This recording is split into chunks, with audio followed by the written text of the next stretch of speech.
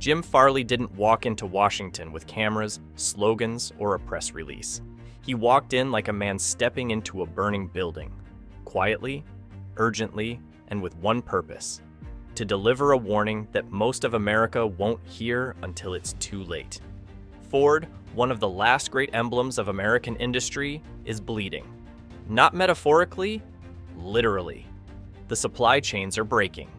The prices are climbing, and the policies meant to protect it, they're setting the fire. 25% tariffs, border choke points, global parts shortages. This isn't a recession. It's a restructuring of power, and the US auto industry is losing its grip. Most people won't notice until their neighbor gets laid off, until a $40,000 car turns into $50,000 overnight, until the words "Made in America" stop meaning anything at all. This isn't the version you'll see on the news. This is the version CEOs whisper about behind closed doors. It didn't start with headlines, it started with hesitation. In Romulus, Michigan, a supplier missed a shipment. In El Paso, a factory that used to run 3 shifts a day dropped to 2, then 1. In Kentucky, machines once humming 24/7 began sitting still. Not broken, just paused, waiting. Nobody sounded the alarm. No protests, no viral tweets. Just whispers in lunchrooms and long looks from plant managers who stopped saying "next week" with confidence.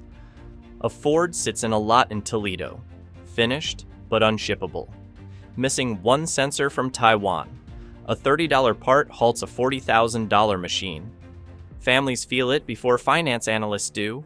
Overtime dries up, paychecks shrink. And little by little, communities built around auto jobs begin to erode.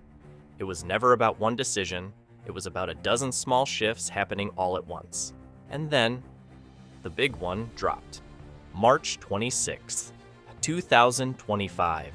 The day everything changed, but quietly. President Donald Trump invoked Section 232 of the Trade Expansion Act of 1962. His message? America first. His method? Tariffs. Massive ones. A 25% tariff slapped on all vehicles and parts imported from Mexico and Canada. A 10% tariff on Chinese EV components, batteries, and electronics. The justification? National security, protecting American jobs. The result? Chaos. The North American auto industry wasn't built with fences, it was built with bridges. Cars don't come from one place anymore. They're born in dozens. A Ford F-150, Canadian aluminum, Mexican transmissions, Chinese chips. These parts cross borders 7 times before the wheels ever hit pavement. Break one link, and the whole chain seizes up. The industry didn't celebrate, it panicked. Executives crunched numbers, and what they found was ugly. Tariffs wouldn't just slow things down, they'd make business as it exists today impossible. Goldman Sachs warned that new car prices would spike by $2,000 to $4,000, minimum. And that was just from parts. For Ford, that meant a choice. Eat billions in losses or pass the cost to you. Either way, the math broke, and the damage had only just begun. Ford wasn't just caught in the crossfire, it was ground zero. According to internal data, nearly 60% of the parts used in a US assembled Ford vehicle come from Mexico or Canada. We're not talking luxuries, we're talking basics. Transmissions for the Bronco made in Mexico, aluminum from Ontario for the F-150, America's best-selling truck. Sensors, wiring harnesses, brake systems, parts that zigzag across borders 7, 8, even 9 times before final assembly. When the tariffs hit, Ford's supply chain didn't slow down, it cracked. Suddenly, a Ford Edge that sold for $38,000 started pushing past $42,000. The Mustang Mach-E, already under pressure in the EV race, edged dangerously close to $60,000. Internally, Ford's models showed 2 options: hemorrhage billions or raise sticker prices and lose customers. And beneath that math, panic. But it didn't start with Ford. The layoffs began quietly at suppliers. Small machine shops in Mexico shut down. Plants in Texas cut weekend shifts. In Michigan, workers were told not to come in on Mondays until further notice. There was no press conference, no "Ford is leaving America" statement, just silence. The kind that means something's wrong. This wasn't about politics, it was about survival. And in boardrooms from Detroit to Dearborn, the questions weren't about loyalty to the US, they were about feasibility. How do you build a car in America when the system punishes you for doing it the way it's always been done? There's no siren when an industry begins to fall. No front page headline. Just a shift cut here. A supplier downsized there. A dealership lot that's a little emptier than usual. In Romulus, Michigan, tool and die shops are shutting down without fanfare. In Kentucky, parts manufacturers quietly lay off third shifts. In El Paso, freight slows to a crawl. No one's protesting. They're packing up U-Hauls. It's easy to miss. That's how collapse works. The phrase "built in America" still stirs pride, but the truth is sobering. There's no such thing as a 100% American car anymore. Not Ford, not Tesla, not anyone. These machines are stitched together by dozens of nations, hundreds of suppliers, and thousands of agreements. And once trust in that system cracks, it spreads like a fault line. You don't notice it all at once. You feel it, paycheck by paycheck, part by part, job by job, until there's nothing left to hold. While America fumbles with tariffs, China's playing chess. In 2024, Chinese EV giant BYD overtook Tesla as the world's top electric vehicle seller. Their secret? Batteries, supply chains, and a government that isn't throwing roadblocks in their path. Over 60% of the world's EV batteries come from China. Their parts flow without friction. Their suppliers aren't scrambling to find alternate routes. And their cars? Getting cheaper, while ours get more expensive. Meanwhile, Germany just locked in deals for EV minerals. South Korea secured lithium from Argentina. Japan is investing billions in semiconductor hubs. They're not arguing over how to protect their industries, they're building the next ones. And the US? Stalling. Ford's $11 billion EV rollout from Michigan to Kentucky was built on the assumption of a stable trade system. Now, it's in limbo. Delayed batteries, uncertain materials, rising costs. The future was electric, now it's uncertain. America had a chance to lead the next industrial revolution. But instead of competing, we're cornering ourselves, and the rest of the world is more than happy to take our place.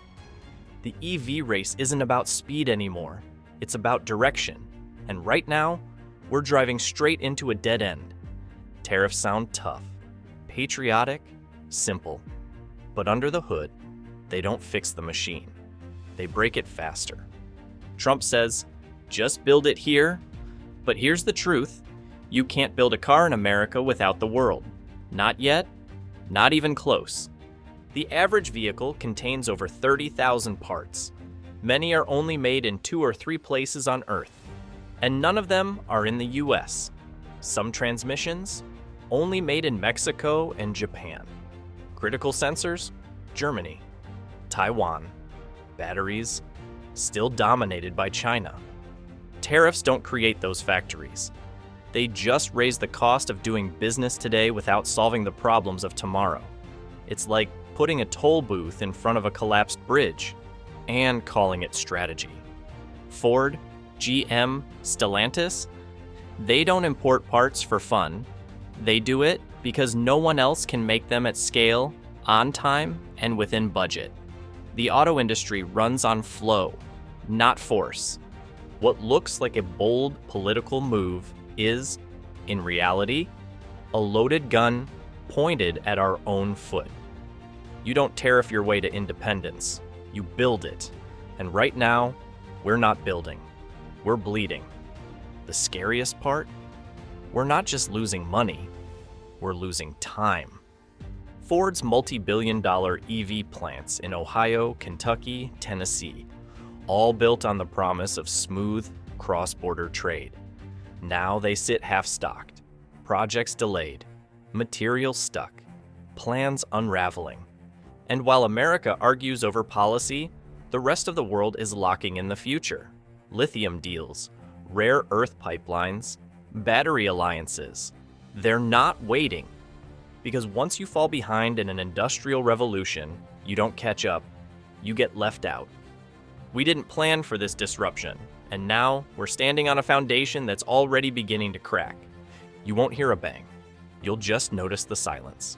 A dealership with fewer cars, a neighbor's factory job that just ended, a $48,000 Explorer that used to be $44,000. It'll all feel like the new normal. Until one day, it's not normal anymore. Stellantis already laid off hundreds.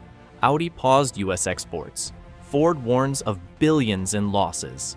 But these are just the first dominoes. We're not watching a collapse. We're living through an erosion. Slow, quiet, and dangerous. And if you're still watching, you're not like most people.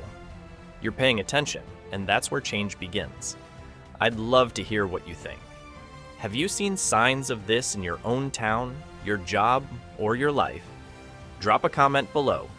I read everyone, and your perspective might help someone else connect the dots too. If this video opened your eyes or made you think differently, please consider hitting like and subscribing.